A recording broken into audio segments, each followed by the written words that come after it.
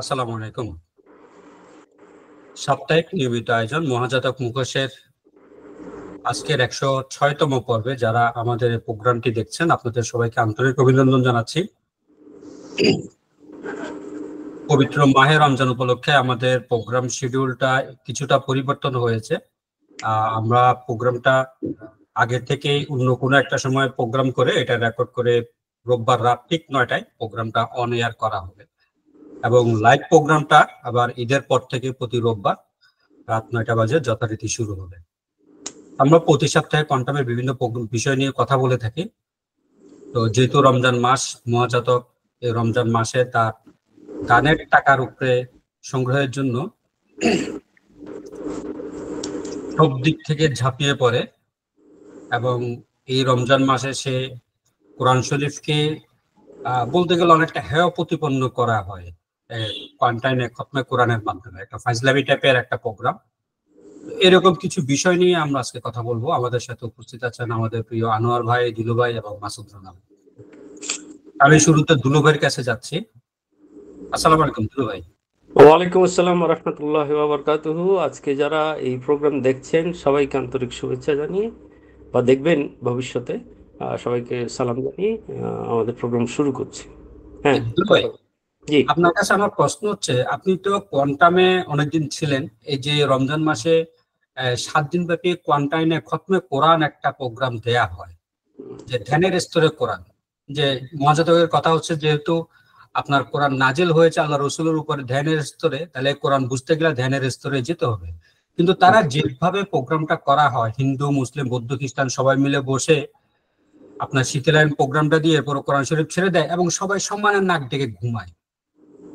এটা কি কোরআনের অবমাননার? আপনি কি আপনার বিবেক, আমি কোনো ইসলামিক ইয়া না, একদম আপনার জাস্ট বিবেকের কাছে আপনার কি মনে হয় যে এটা কি মানে কোরআনের সাথে ফাজলামি কিংবা বেয়াদবি করার শামিল?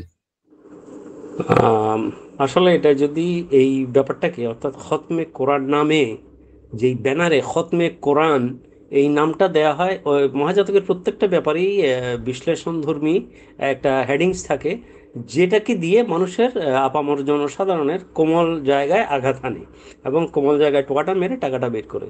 খতমে কোরআনটা হচ্ছে, এটাকে একদম সহজ সরল ভাষায় যদি বলা হয় তাহলে এক কথায় বলতে হয়, যাদের কোনো খাইয়া দাইয়া কাম নাই, ঘুমানোর সময়ের অভাব, বা যাদের ঘুম আসে না, যারা সিজোফ্রেনিয়া রোগী, তাদেরকে নিয়ে খতমে কোরআনে নিয়ে গিয়ে তাদেরকে ঘুম পাড়ানোর একটা পায়তারা মাত্র, আর কিছু।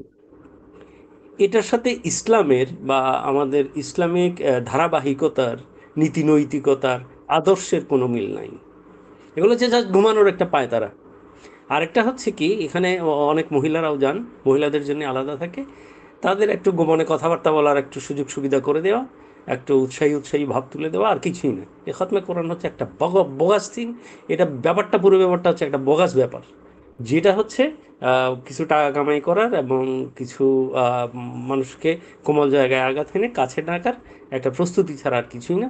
বিশেষ করে সামনে জাকাত আসতেছে, ঈদ আসতেছে, এই জাকাত ফান্ডগুলো কালেকশন করার জন্য একটা ধর্মীয় আবহাওয়া। আমি আমি আপনাকে দুটো জিনিস বলি। আমাদের দেশে ছোটবেলা থেকে আমরা দেখে এসেছি, যখন কোনো মিলাদ মাহফিল হয় বা কোনো ধরনের মাহফিল হয়, গোলাপ জল ছিটানো হয়, আগরবাতি জ্বালানো হয়। হোয়াই? এগুলো কেন করা হয়? এই আচারটা কোত্থেকে আসলো? এই আচারটা আসছে যে একটা আবহ তৈরি করার জন্যে আগরবাতি জ্বালানো হয়, গোলাপ জল ছিটানো হয়। দেখবেন কোনো অনুষ্ঠান হচ্ছে, ইসলামী ধর্মীয় অনুষ্ঠান হচ্ছে, এটা চিটাগাংয়ে বেশি। একটা গোলাপ জলের বোতল কিনে আনবে কয়েকটা, এইভাবে এভাবে ছুঁড়ে মানুষের গায়ের উপর ছিটাবে, একটা গোলাপ গোলাপ গন্ধ আসবে, তারপর আপনার ওই যে আগরবাতি জ্বালাবে। অর্থাৎ এখানকার আবহাওয়াটাকে তৈরি করে তুলবে একটা ইসলামিক আবহাওয়া, একটা ধর্মীয় আবহাওয়া তৈরি করে নেওয়া। তো এরকম মহাজাতকের এগুলো হচ্ছে পায়তারা।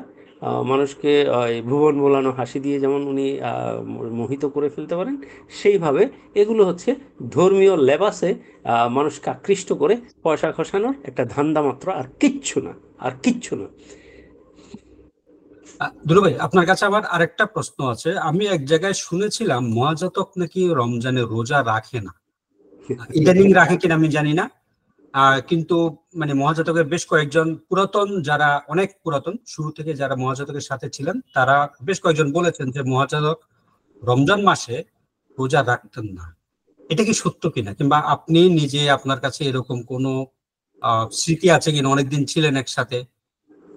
না, রোজার ব্যাপারটা হচ্ছে, দেখেন, আপনি রোজা রাখি কি না রাখি সেটা আমাদের ব্যক্তিগত ব্যাপার, ঠিক আছে?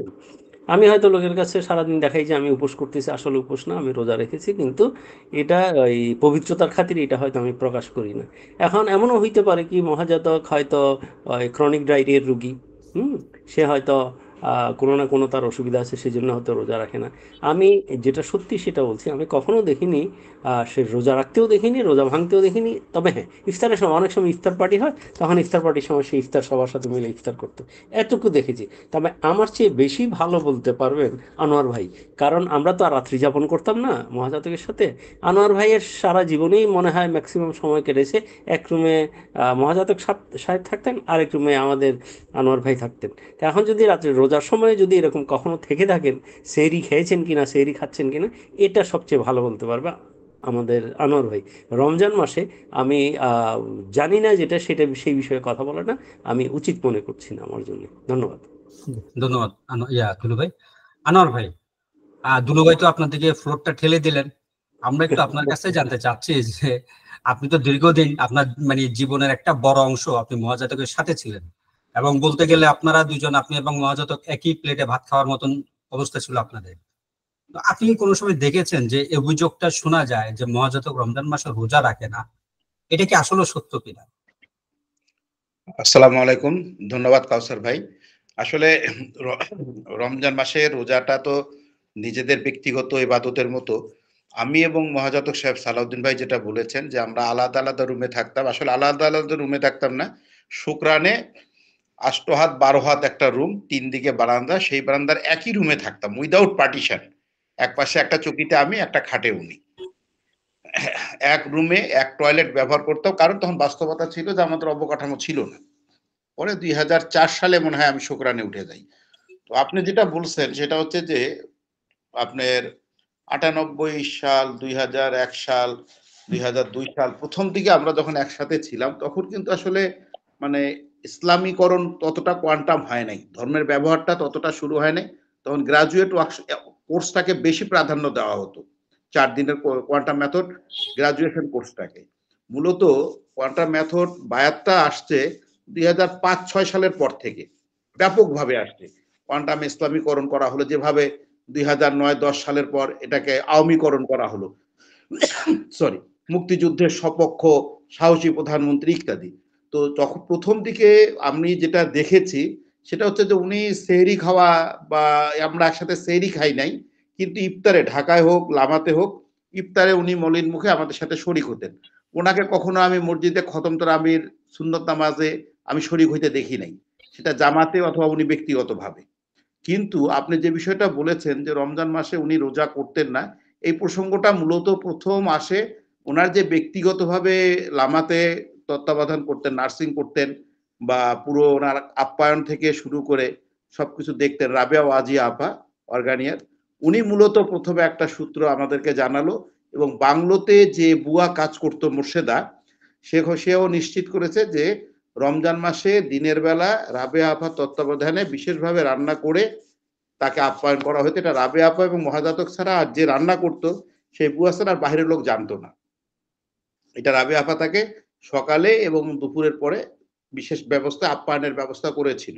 অর্থাৎ তিনি রোজা করতেন না, কিন্তু ইফতার করতেন। ইফতার যে করতেন তার প্রমাণ হচ্ছে যে আমরা একসাথে ইফতার করতাম। ওনাকে আমি কখনোই খতম তারাবি পড়তে দেখি নাই। তারাবির নামাজ ৮ রাকাত হোক, ১২ রাকাত হোক, বা কোনো সময় কোরআন খতম পড়তে দেখি নাই। আর কখনো সেহরি আমরা একসাথে খাইনি।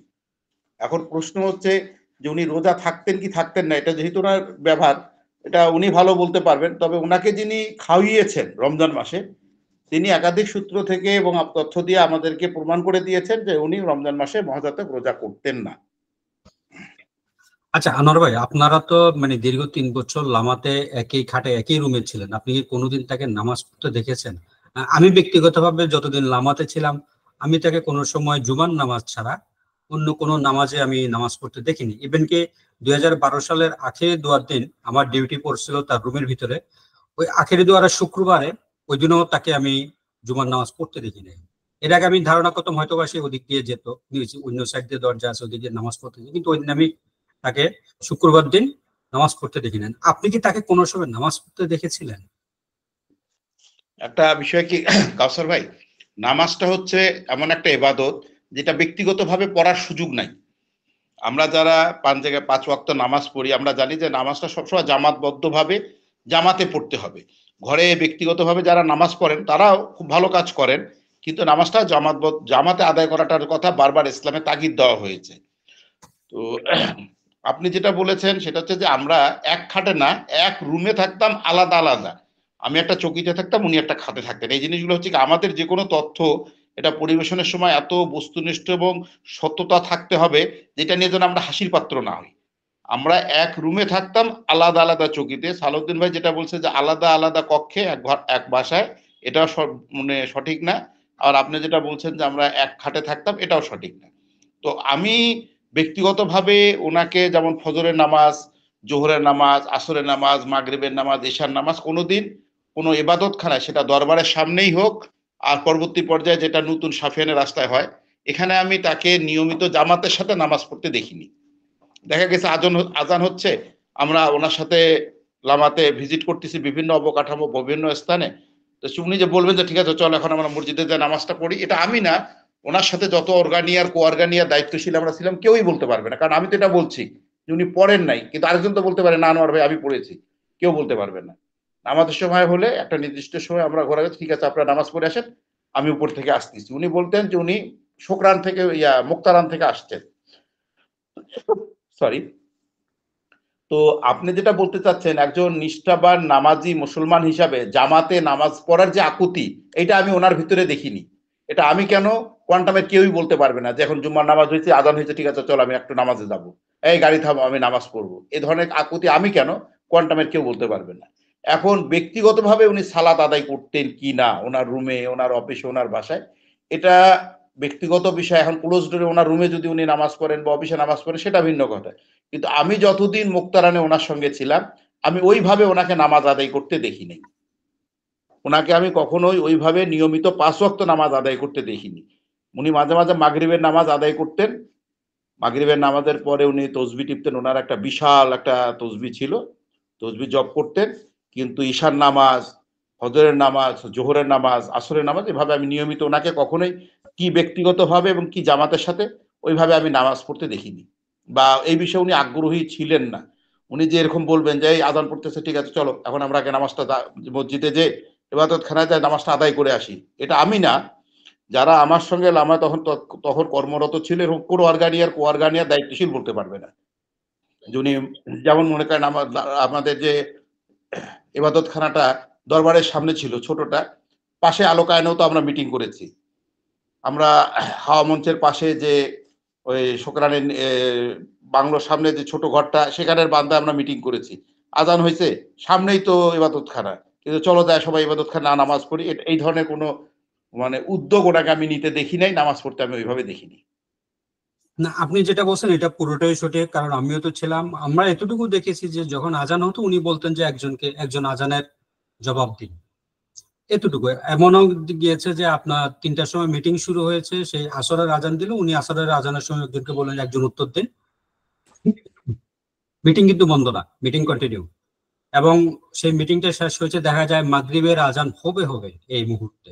তার মানে আজরের আজানটা উনি পড়লেন না, আমাদেরকে কাউকে পড়ার জন্য বললেন না, অথচ তখন কিন্তু উনি সবাইকে বায়াত দিয়ে বেড়াচ্ছেন। এবং আপনার শুধু নর্মাল কোনো বায়াত না, উনি দাবি করতেছেন উনি আহলে বায়াতের ধারা কোরআন পড়ার প্রতিনিধি হিসেবে উনি বায়াত দিচ্ছেন। মাসুদ রানা ভাই, আপনি আমাদের দুইজন সম্মানিত আলোচকের কথা শুনলেন। এই যে একজন ব্যক্তি আপনার, আমি ব্যক্তিগতভাবে 2012 সালের একটা আখিরের দোয়ার দিন, যেহেতু আখিরের দোয়া শুক্রবারে হয়, আমি শুক্রবার তাকে জুমার নামাজে, আমি আমার ডিউটি পড়ছিল তার রুমেই, আমি তাকে নামাজ পড়তে দেখি নাই। এর আগে আমি ধারণা করতাম হয়তো বা সে ওই রুমের ওই সাইড দিয়ে দরজা আছে, হয়তো ওই দিক দিয়ে গিয়ে নামাজ পড়ে আসেন। কিন্তু ওই দিন যখন আমি তাকে দেখলাম যে সে নামাজ পড়েনি, পুরো জুমার নামাজের সময়টুকুই সে রুমের ভিতরেই অবস্থান করছে, এবং আমাকেও জুমার নামাজে যাওয়ার পারমিশন দেওয়া হয়নি। এই যে একজন ব্যক্তি যিনি বায়াত দিচ্ছেন, এবং আপনিও একসময় তার কাছে বায়াত নিয়েছেন এবং মাস্টার্স কোর্সের ফার্স্ট পার্ট সেকেন্ড পার্ট দুটোই কমপ্লিট করেছেন, যে হয়তোবা ওনার মাধ্যমে আপনি বেহেশতে যেতে পারবেন, উনি আমাদেরকে আপনাকে না, মানে আমাদেরকে সহ সবাইকে, কাউকে ছাড়াই উনি বেহেশতে যাবেন না। এখন যাবেন কিনা জানি না, আনোয়ার ভাইকে রেখে উনি বেহেশতে যাবেন কিনা আমি বলতে পারতেছি না। তো এই যে একজন ব্যক্তির কাছে আমরা বায়াত নিয়েছিলাম, কি মনে হয় এই ব্যক্তিকে? আসসালামু আলাইকুম। আসলে রমজান মাস, রমজান দিয়েই শুরু করি আমরা। প্রথম সালটা আমার মনে নাই, আনোয়ার ভাই বলতে পারে। বসুন্ধরা সিটিতে আখেরি দোয়া প্রোগ্রাম হয়েছিল আন্ডারগ্রাউন্ডে। গ্রাজুয়েট হওয়ার পর প্রথম ওখানে যাই, 2 দিন ব্যাপী আখেরি দোয়া।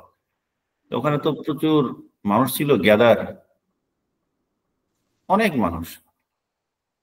ওই সময় আমরা জুম্মার রোজার ইফতারি করে তারপরে জুম্মার নামাজ শুক্রবারে পড়া, তাকেও দেখিনি। আর সেখানে গ্যাদার এত বেশি ছিল যে ওখানে আশেপাশে মসজিদও ওইভাবে তিনি গিয়েছেন কিনা দেখিনি। এর পরবর্তীতে যতগুলো আখিরি দোয়া হয়েছে প্রায় সবগুলোতেই আমি অংশগ্রহণ করেছি, প্রায় সবগুলোতেই। তখনও জুম্মার দিন প্রমাস্টার্স কোর্স, আখিরি দোয়া, এবং এমনও হয়েছে যে আখিরি দোয়া প্রমাস্টার্সদের ব্যাচে অংশগ্রহণ করেছি, গ্রাজুয়েটদের ব্যাচে অংশগ্রহণ করেছি। কিন্তু এই ভদ্রলোককে কখনো নামাজ পড়তে দেখি নাই জুম্মার দিন। এবং কোর্স তো বহু কোর্স রিপিট করেছি। এবং আমি যখন যে 7 বছর ঢাকাতে ছিলাম, 2011 সাল থেকে 18 সাল পর্যন্ত, এই সময়ও কোর্স রিপিটে, প্রত্যেকটা কোর্স রিপিটেই 1 ঘন্টা 2 ঘন্টার জন্য হলেও আমি যেতাম, অন্তত শুক্রবারে। এবং সোমবারের দিন যে শেষ হতো সেদিনও যেতাম। শুক্রবারে হাফ বেলা হয়তো বিভিন্ন দায়িত্ব পালন করতাম এবং জুমার নামাজ পড়তাম ওখানে। কিন্তু তাকে তো নামাজ পড়তে দেখতাম না যে কখনো জুমার নামাজে সে গেল। এবং আখিরে দোয়াতে তো যাই, দেখিনি। কিন্তু একটা জিনিসে বেশ সে অ্যাডভান্স, ব্যাপক, এগ্রেসিভ, এক্সট্রিম লেভেলের সে অ্যাডভান্স। সেটা হচ্ছে রমজান মাস উপলক্ষে জাকাতের টাকা আদায় করতে হবে। এটা কিন্তু সে রোজা শুরু হওয়ার 20 দিন 25 দিন আগে থেকে, 1 মাসের বেশি আগে থেকেই সে 1 মাস আগে থেকে। ইনিশিয়েটিভ নেয়। এবং আমার বিশ্বাস, এটা আমার বিশ্বাস এবং আশাবাদী, মহাজাত কিন্তু এখন সে নামাজ, জুমার নামাজ মসজিদে পড়া শুরু করবে। কারণ আমাদের এই আলোচনা থেকে সে চিন্তা করবে যে আর হলো না, যে ওই কাকরাইল মসজিদে, অথবা 1 জুমা পড়বে কাকরাইল মসজিদে, আর 1 জুমা পড়বে হচ্ছে যে বিচারপতিদের ওখানে। এবং সে দেখবেন ঘোষণা দিয়ে নামাজে যাবে, ওই মাউথপিস সামনে নিয়ে বলবে যে আমি অমুক মসজিদে নামাজ পড়তে যাচ্ছি, আপনারা সবাই নামাজে যান। কারণ আমরা যেহেতু বলছি সত্য ঘটনা যে এই বদমাস সে জাকাত আদায় করতেছে। শুধু জাকাত, রমজান মাসে বিশেষ নিয়তে দান করুন, বিশেষ উদ্দেশ্যে দান করুন, বাবা মার নামে দান করুন, শালা শালীর নামে দান করুন, বিআই বিএনের নামে দান করুন। মানে কত যে ফজিলত বিক্রির জন্য সে দানের কথা বলছে। এবং তার দানটা হতে হবে তার কোয়ান্টামে দান করুন। সে নিজে মসজিদে গিয়ে জুমার নামাজটাও আদায় করছেন না। আমি দেখিনি। আমি গত 16 বছরে কোন শুক্রবার যতদিন তার সাথে সংস্পর্শে ছিলাম আমি দেখিনি। আর তার যারা কেনা গোলাম কৃতদাস ছিল তাদেরকে যদি কখনো জিজ্ঞেস করতাম, তারা বলতো যে আরে গুরু তো বিশেষ নামাজ আদায় করেন। বিশেষ নামাজ, হ্যাঁ, বিশেষ নামাজটা যে কি আল্লাহ মালিক ভালো জানেন, যেহেতু তিনি হচ্ছে একজন পীরে কামেল। হ্যাঁ, মানে সেটা আসলে আমাদের বলাটাই মনে হয় ঠিক না, ভুল হচ্ছে আমাদের। হ্যাঁ, তাই এত বড় পীর, তার এই নামাজ পড়তে হবে না তাকে, এটা হয়তো আমাদের বলাটাই ঠিক হচ্ছে না। কারণ সে এমন নামাজ পড়লো সে নামাজে কেউ দেখলো না। দেখেন ওই যে ইবনে বতুতার যে ভ্রমণ কাহিনীটা আছে, কিতাবুল রেহালা, এই ইবনে বতুতা একজন পর্যটক, সে এই হযরত শাহজালাল রহমতুল্লাহ আলাইহির যে বর্ণনা দিয়েছেন এই বইতে, যে প্রায় দিনের বেশিরভাগ সময় তিনি ইবাদত করতেন। চিন্তা করেন, হযরত শাহজালাল পীর সুফি, সে দিনের বেশিরভাগ সময় নামাজ জায়নামাজ আদায় করতেন। ইভেন সপ্তাহে বেশিরভাগ দিন সে রোজা রাখতেন এবং সে পানাহা করতেন। তার একটা গাভী ছিল, এই গাভীর সামান্য একটু দুধ সে পান করতেন। বেশিরভাগ সময়টা তার কাটতো রোজা রেখে এবং নামাজ পড়ে। এবং আমার মাস্টার্স কোর্স হওয়ার পরে যে একটা বই পড়তে বলে, হ্যাঁ, ইহমিয়া উলুমউদ্দিন, আর হচ্ছে আরেকটা বই পড়তে বলে না, দুইটা বই পড়তে বলে, যে মেডিটেশন সম্পর্কে, যেখানে নামাজ সম্পর্কে বিস্তর বর্ণনা আছে। কিন্তু তার জীবনের ভিতর তো এই শিষ্টাচার দেখি না, আমি দেখি না। আমি তো শুধু দেখি যে কোন জায়গায় অর্থ আছে, কোন জায়গায় টাকা আছে, শুধু এটাই। এই টাকার গন্ধ যেখানে আছে মহাজাতক সেখানে আছে। কিন্তু আমাদেরকে জানাচ্ছে টাকার হিসাব ওপেন, কিন্তু জানতে চাইলে সেটা সে কখনো ডিসক্লোজ করতে পারছেন না। মসজিদ নির্মাণ বলেন আর জাকাতের টাকা বলেন, কাকে দিচ্ছে, তাদের নাম আমরা যে এতবার বলছি যে নামগুলো আমাদের দেখানো, আপনাদের ওয়েবসাইটে দেন, হিসাবটা কত টাকা আদায় করলেন, কত টাকা ব্যয় করলেন, সেটা দেখি। কোথায় কোনো তথ্য আছে? কোনো ইনফরমেশন নেই। এখানে মুখ্য উদ্দেশ্য হচ্ছে অর্থ আদায় করা, মানুষের কাছ থেকে হাতিয়ে নেওয়া টাকা। আর উনি তো প্রচন্ড একটা লোভী, গ্রিডি পার্সন। অভাবী ছিল, অভাব অনটনে বড় হয়েছে, যে কোনো ভাবে একটা কৌশল অবলম্বন করে অর্থ আদায় করা শিখেছে। এখন কত পরিমাণের আর্ন করা যায় সেটা তিনি এটা আসলে লোভ সামলাতে পারছে না। আসলে ওই যে তারাশঙ্কর তার যে কবি উপন্যাসে সুন্দর একটা বর্ণনা দিছে, যে অনেক সময় চিতা বা বাঘ, হিংস্র বাঘ মনের আনন্দে হচ্ছে শিকার করে, তার পেটে ক্ষুধা নেই, তারপরেও সে একটা গরু বা একটা হরিণ বা একটা মাংসাশী প্রাণী পেলেও সে সেটা শিকার করতেছে। কেন? অথচ তার পেটে কিন্তু ক্ষুধা নেই। মহাজাতকের অবস্থা হচ্ছে এইরকম, যে যখন সে 50 পয়সা কেজি আলু, 5 কেজি আলু কেনার পয়সা ছিল না, তার যেহেতু পয়সা অনেক হয়ে গেছে, তার পেটে ক্ষুধা নাই, 24,000 বিঘা জমির মালিক, সে ফুটানি করে এখন মানুষকে বলে যে আমার ঢাকা শহরে বাড়ি নাই, অথচ সে 24,000 বিঘা জমির মালিক। কত বড় ভণ্ড দেখেন। আর আমরা সেটা বিশ্বাস করি যে হ্যাঁ ঢাকা বাড়ি, সে ঢাকা তো একটা কেন, সে ঢাকা তো 100টা বাড়ি বানাতে পারে, তার যে ল্যান্ড প্রপার্টি আছে।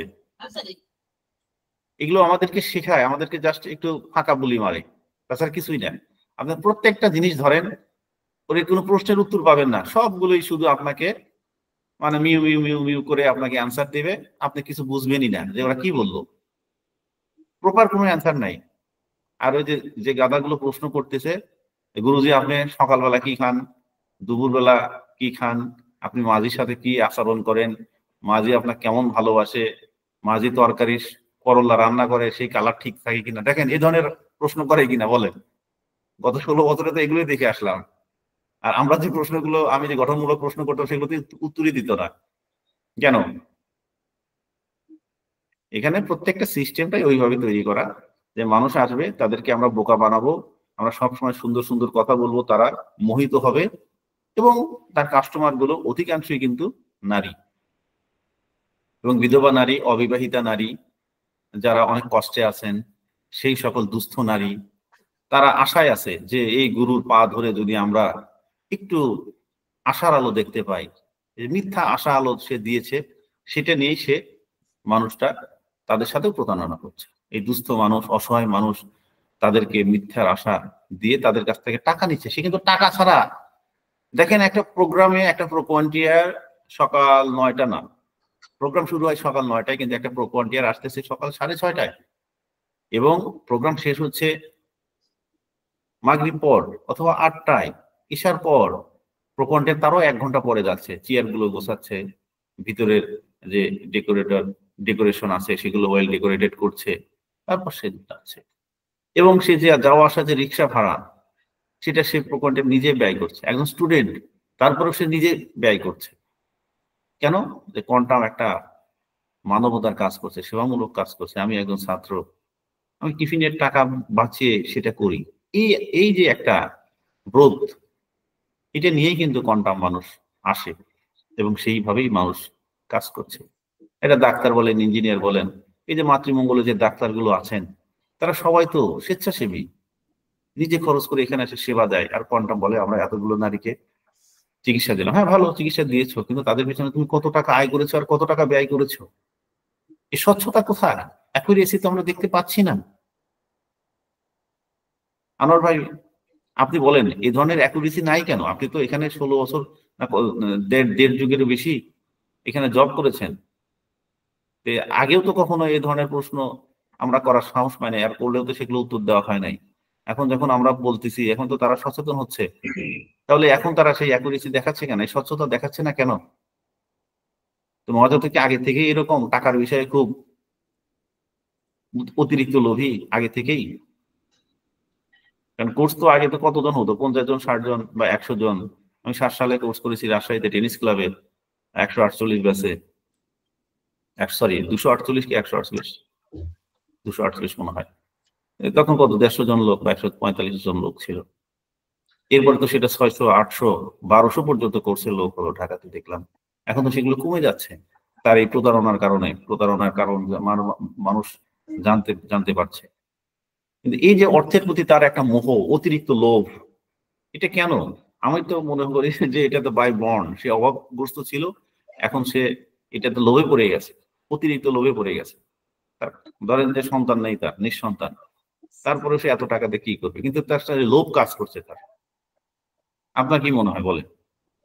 আপনি তো দীর্ঘদিন তার সাথে ছিলেন। আমি তো 15-16 বছর না, প্রায় 21 বছর 7 মাস পর্যন্ত আমি ছিলাম, 2 দশকেরও বেশি। এবং সবচেয়ে আমার সৌভাগ্য ছিল যে এই যে 21 বছর 22 বছর আমি ছিলাম, এটা আবার আমি দূরে থেকে ছিলাম না, আমি কিন্তু ওনার খুব কাছাকাছি। এবং যেমন সারা বাংলাদেশে ব্যাংক অ্যাকাউন্ট গুলো 3 জনের নামে, এমনকি রাজশাহীতেও 3 জনের নামে, চিটাগাঁও 3 জনের নামে, কিন্তু আমাদের কিন্তু একেবারে 15 সাল পর্যন্ত আমার একক নামে। মানে সিগনেটরি, ব্যাংক সিগনেটরি? হ্যাঁ, না সিগনেটরি মানে আমার পার্সোনাল অ্যাকাউন্টে লেনদেন। ও তো আচ্ছা। তখন ওই রাজ বাংলা ব্যাংকের ম্যানেজার বলল যে এই প্রতিষ্ঠানটা যে কোনো সময় আইনের আওতায় আসলে আপনাকে এটা ব্যাখ্যা দিতে হবে, এই টাকাগুলো কোত্থেকে আসে আর কিভাবে আপনি খরচ করেন। জি আর জি। যদি আইনের, ভদ্রলোকের নাম আমির ভাই, এখন উনি সাউথ বাংলা ব্যাংকের ম্যানেজার, এখন রাজ বাংলা ব্যাংকে নাই। আর যদি কোনো সরকারি সংস্থা নাও ধরে, কোয়ান্টামও আপনাকে সাইজ করে দিতে পারে যে তোমার অ্যাকাউন্টে এত টাকা পাঠাইছে, তুমি হিসাব দাও। আপনি তো এত টাকার হিসাব দিতে পারবেন না। তো তখন আমি বললাম একটা সাজেশন দিতে যে এটা কি করলে ভালো হয়, ব্যাংকিং নিয়মটা কি? তখন উনি বলে এটা অফিসিয়াল অ্যাকাউন্ট করেন, কোয়ান্টামের নামে অ্যাকাউন্ট করেন, 3 জনের নামে, আপনারা যে কোনো 2 জন সিগনেচার দিয়ে টাকা উঠানো জমানো করেন। পরে এটা আমি মহাজাতকের সাথে কথা বলে এটা করাই।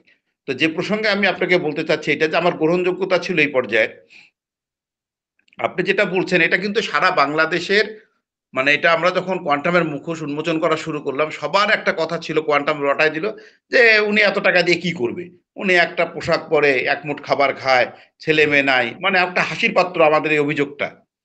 তখন আমরা যখন বলা শুরু করলাম যে না, উনি চরম দারিদ্রতা থেকে উঠে আসছে, সরি, যার সামাজিক গ্রহণযোগ্যতা ছিল, নিজেই বলতেছে 5 কেজি আলু 2.5 টাকা দাম, বাকি পায়নি, যে নিজেই বলতেছে চায়ের পানিতে আলু সিদ্ধ করে আলু খেত, হ্যাঁ, যে নিজেই বলতেছে তার জীবনযাপন প্রণালী ছিল মধ্যরাত্রে ঘুমাতো আর মধ্য দুপুরে উঠতো, টিভি সাক্ষাৎকারে যাওয়ার সময় তার পরনের একটাই ফতুয়া, সেটা সে ধুয়ে দিয়েছে, জামা সে ধুয়ে দিয়েছে, পরে একটা নতুন গামছা কেটে ফতুয়ার মতো বানায় টিভির ক্যামেরায় যায় উনি সাক্ষাৎকার দিয়েছেন।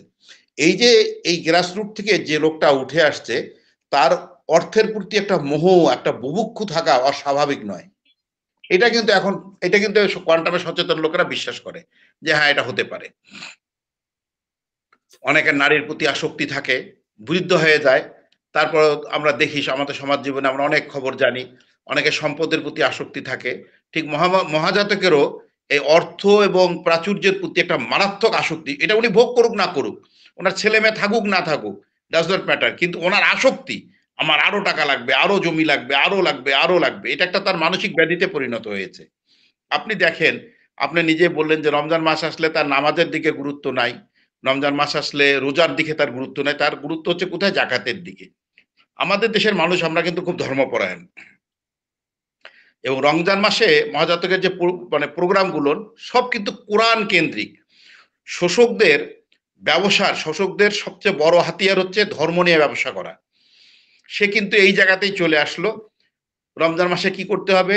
খতমে কোরআন করতে হবে। অডিও ক্যাসেট ছেড়ে দিয়ে কোরআন শোনার কথা পৃথিবীর কোনো আলেম ওলামা এটাকে স্বীকৃত সিদ্ধান্ত দেয় নাই। আপনাকে কোরআন পাঠ করতে বলা হয়েছে, আরবিতে অথবা বাংলা আপনি নিজে কোরআন নিয়ে পড়বেন। সরি। তারপরে কি? ধ্যানের স্তরে কোরআন শোনা, মেডিটেটিভ লেভেলে কোরআন শুনবে।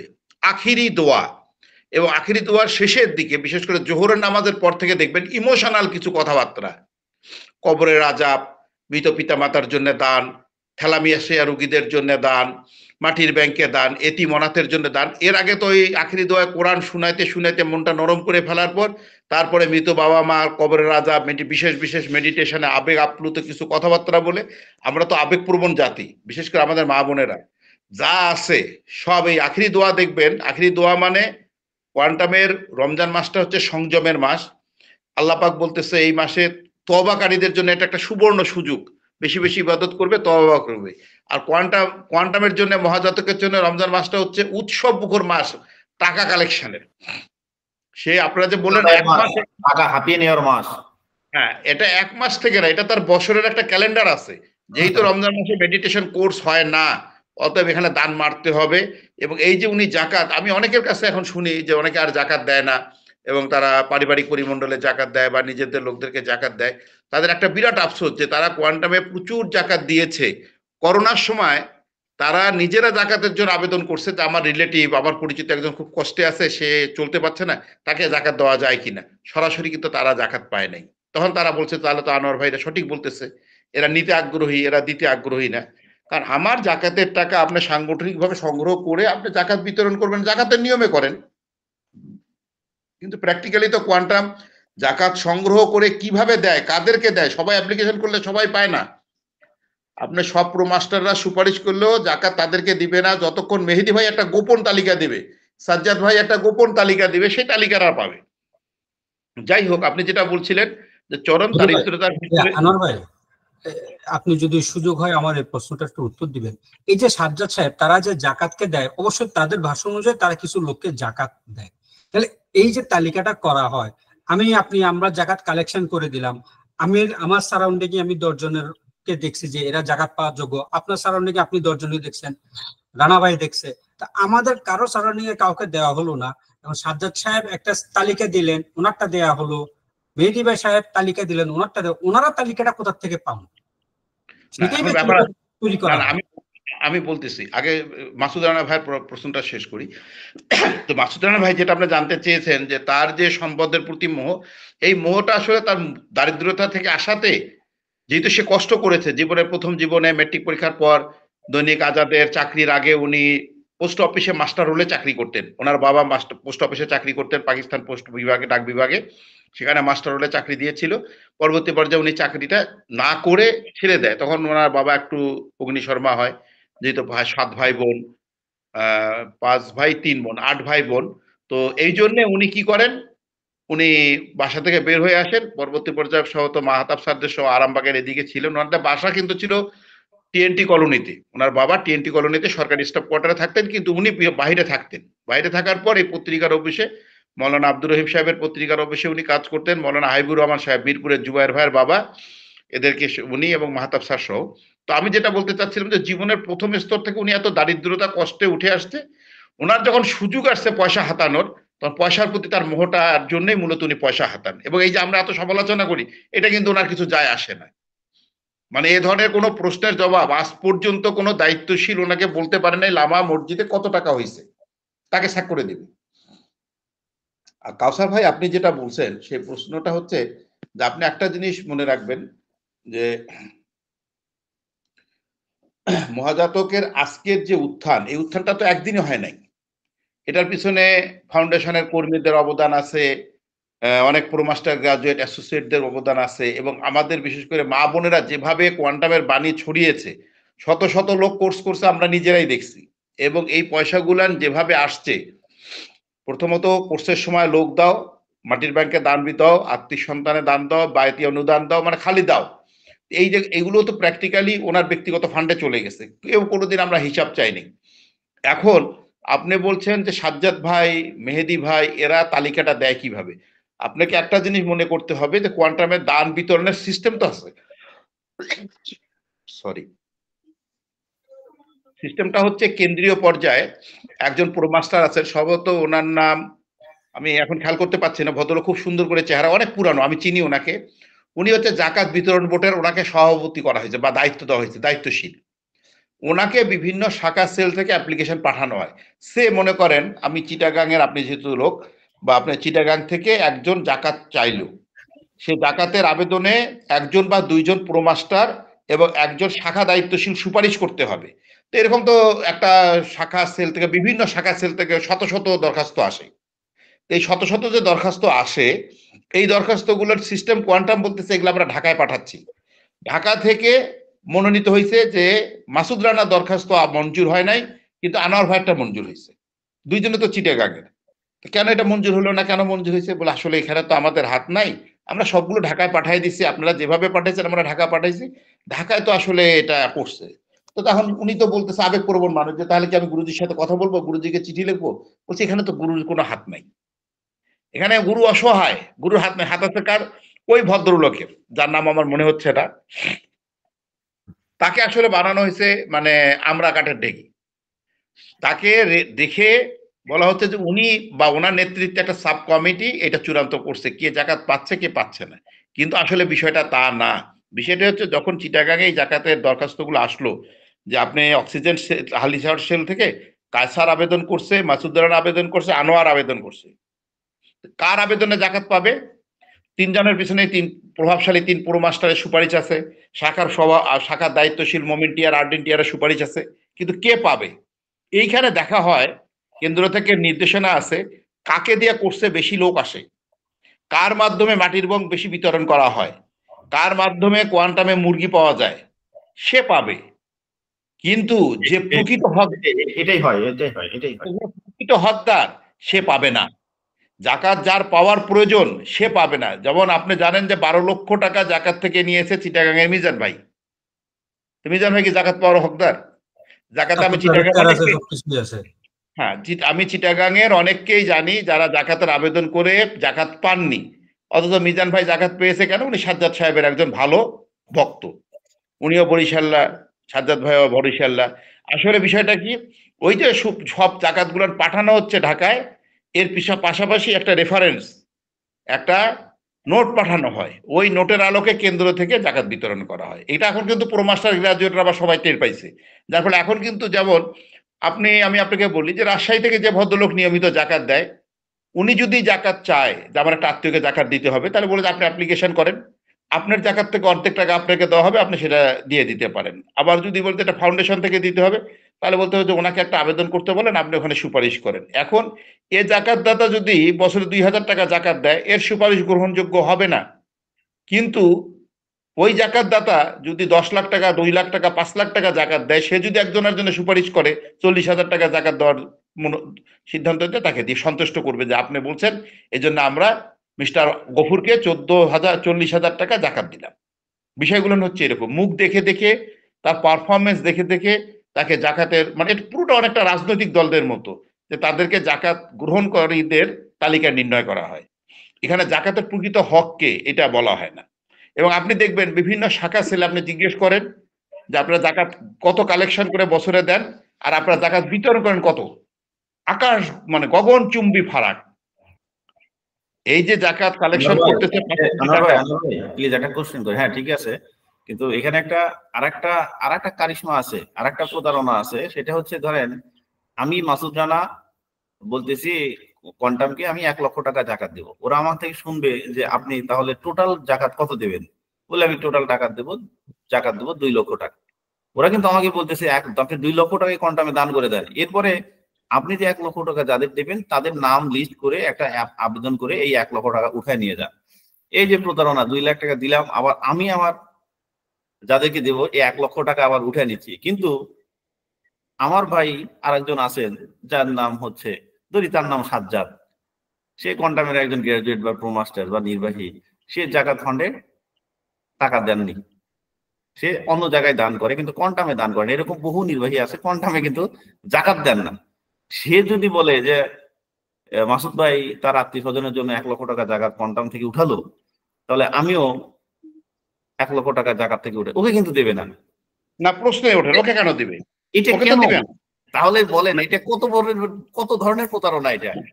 এবং আপনি কিন্তু যে কথাটা বলছেন এটা যদি কোয়ান্টামের কোনো দাতারা বোঝে যে আপনি 2 লাখ টাকা, আপনি জিজ্ঞাসা করতেছেন যে আমি কোয়ান্টামে 1 লাখ টাকা নিয়ে আসছেন জাকাত দিতে, অফিসের ভাই, দায়িত্বশীল ভাই বলতেছে যে ভাইয়া আপনি তো কোয়ান্টামকে 1 লাখ দিবেন, তাহলে আপনি মোট জাকাত দিবেন কত? যে আমি 2.5 লাখ টাকা দিব, আমার কিছু আত্মীয় স্বজন করবে। ঠিক আছে, তাহলে আপনি এক কাজ করেন, আপনি 2.5 লাখ টাকায় কোয়ান্টামে দেন, তাহলে আপনার ডোনেশনটা 2.5 লাখ আসলো। হ্যাঁ, অনেকে এটা শুনে উৎসাহিত হবে। ওরা তো প্রোডাক্টে কিভাবে মানুষের পকেটে টাকা বের করতে হয় এটা ওরা জানে, যে সবাই এটা শুনলে উৎসাহিত হবে। তো আপনি 2.5 লাখ টাকা দেন, আর আপনি একটা লিস্ট দেন, আমরা 1.5 লাখ টাকা ওদেরকে আপনিই বিতরণ করেন, এটা আমরা লিস্টটা আমাদেরকে দেন, আমরা আপনাদেরকে ট্রান্সফার করে দিই। দেওয়ার পরে এই 1.5 লাখ টাকা কিন্তু আপনি দিলেন, কিন্তু কোয়ান্টাম তার বিতরণ খালে দেখাচ্ছে 1.5 লাখ টাকা তারা কোয়ান্টাম ওয়েবসাইট দেখাবে তারা ডিস্ট্রিবিউট করলো। হ্যাঁ হ্যাঁ হ্যাঁ, এখানে হচ্ছে দুইটা জিনিস। একটা হচ্ছে আপনার কাছ থেকে পুরো ডানটা নিয়ে নিল, আপনার লোকদের আপনার টাকা দিল, কিন্তু কোয়ান্টাম ক্রেডিট নিল যে এটা দান তারা করছে, কোয়ান্টাম দিচ্ছে।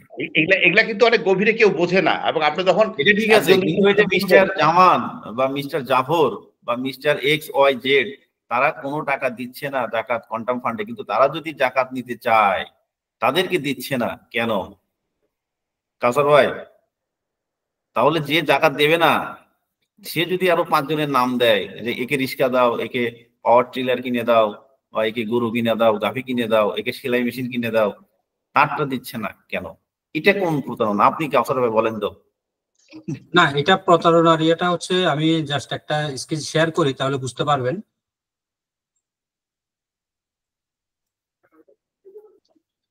এই যে দেখেন, এই জায়গাতে আমি মূল ইয়েটা থেকে দেখাই। এই যে বলতে পারেন আমি কি অমুক জায়গায় জাকাত দিতে পারবো? জবাব হলো জাকাতের মূলনীতি একটি, আপনি জাকাত দিবেন জাকাত ফান্ডে, জাকাত কর্তৃপক্ষ বিবেচনা করবে এটি কোথায় কতটুকু ব্যয় হবে, ঠিক আছে? এবং এর পরের লাইনটা দেখেন, আপনি কর্তৃপক্ষকে আপনার পরামর্শ মতামত জানাতে পারেন, কিন্তু আপনার উপর যে জাকাতটুকু ফরজ হয়েছে সেটি কাকে দেয়া হলো কাকে দেয়া হলো না এই প্রশ্ন করার অধিকার আপনাকে দেয়া হয়নি। হ্যাঁ, এটাই তো কথা, এটাই তো কথা। আপনি শুধু কোনো প্রশ্ন করতে দেবে না, আপনাকে কোনো প্রশ্ন করতে দেবে না, কিন্তু আপনার কাছ থেকে টাকা নিতে তারা বলবে, বারবার টাকা নেবে, তারা টাকা নিতে আপনাকে বারবার আপনার হাত পা ধরবে, এটা ঠিক আছে, কিন্তু আপনাকে প্রশ্ন করতে দেবে না। তাহলে এটাই তাদের প্রধান অস্ত্র, আপনাকে প্রশ্ন করতে দেবে না। আপনি প্রশ্ন করলেই আপনি ধরা, আপনি ফাউন্ডেশনে যেতে পারবেন না, আপনার সাথে কথা বলবে না, আপনাকে ওরা ফোন দেবে না, আপনাকে অ্যাভয়েড করে চলবে। অন্য মাস্টারদের বলে দেবে যে অমুক ভাই বা অমুক আপা গুরুর প্রতি ভক্তি কমে গেছে, শ্রদ্ধা কমে গেছে, ফাউন্ডেশনের প্রতি আন্তরিকতা কমে গেছে, অতএব তার সাথে আমাদের কথা বলেন না। আপনাকে যখন আপনার সাথে যখন কথা বলবে না, আপনি ফাউন্ডেশনে নিয়মিত যাবেন, দেখছেন আপনার সাথে কেউ কথা বলতেছে না, আপনাকে ফোন দিচ্ছে না, প্রোগ্রাম গুলোতে দাওয়াত দিচ্ছে না, তখন আপনি আস্তে আস্তে বলবেন যে না আমি এখানে, কারণ আপনি তো ভদ্রলোক।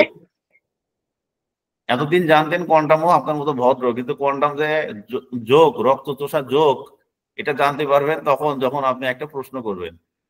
তখন থেকে আপনি জানতে পারবেন যে তারা কত বড় প্রতারক, কত বড় ক্রিমিনাল, এবং এটা কত বড় সন্ত্রাস, নীরব সন্ত্রাস চলছে বাংলাদেশে। সেটা হচ্ছে এরা কোয়ান্টাম চালাচ্ছে এই সন্ত্রাসী কার্যকলাপ, মানুষকে পঙ্গু করে দিচ্ছে, মানুষের কাছ থেকে সবকিছু এমন ভাবে হাতিয়ে নিচ্ছে যে তাকে নিঃস্ব করে দিচ্ছে, সর্বশান্ত করে দিচ্ছে, সে এখান থেকে বের হতে পারতেছে না।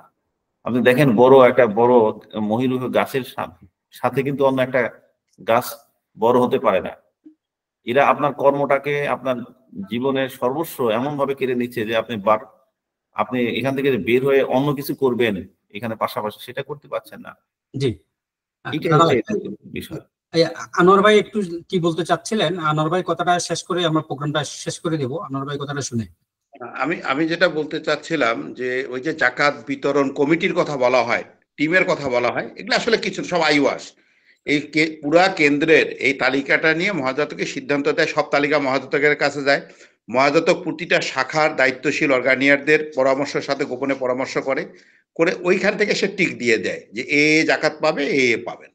তারপরে বলা হয় যে আসলে আমাদের সম্পদ তো সীমিত, সবাইকে তো দেওয়া সম্ভব না, জাকাত নিয়ে আমাদের একটা বিশাল পরিকল্পনা আছে, এবার যারা পাইছে আলহামদুলিল্লাহ, আগামী বছর বাকিরা পাবে, এরকম মুখরোচক কিছু কথা বলে সান্ত্বনা দেয়।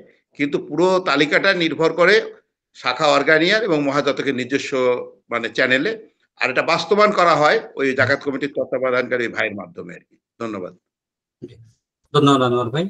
আমরা প্রোগ্রাম শেষ করব, তবে শুধু প্রত্যেকবার মতো নির্বাচন শুধু একটাই কথাই বলবো যে আপনারা কোয়ান্টামে জাকাত দেওয়ার আগে, যেহেতু জাকাতটা ইসলামের স্পেসিফিক একটা খাত, এটা শুধু দান না, এটা কোয়ান্টামের মানে ইসলামের মৌলিক যে 5টি বিধান তার মধ্যে অন্যতম একটি বিধান হচ্ছে জাকাত। তো যখন আপনি জাকাত দিবেন একটু খোঁজখবর নিয়ে দেন যে কোয়ান্টামের জাকাতটা আসলে কিভাবে দেয়া হয়। আমি ব্যক্তিগতভাবে যখন আমি দায়িত্বশীল ছিলাম, আমি যাদের ব্যাপারে রিকোয়েস্ট করেছি কাউকে, আমি আমার পরিচিত কাউকেই, আমার শাখার কিংবা আমার ব্যক্তিগত পরিচিত কাউকে আমি জাকাত দিতে পারিনি। তো আপনারা একটু খোঁজখবর নেন, খোঁজখবর নিয়ে এরপর আপনার বাকিটুকু আপনার বিবেচনার উপর আমরা ছেড়ে দিই। তো সবাই ভালো থাকবেন, সুস্থ থাকবেন, এবং আগামী রবিবারের প্রোগ্রাম দেখার আমন্ত্রণ জানিয়ে এখানে শেষ করছি। আল্লাহ হাফেজ। আসসালামু আলাইকুম।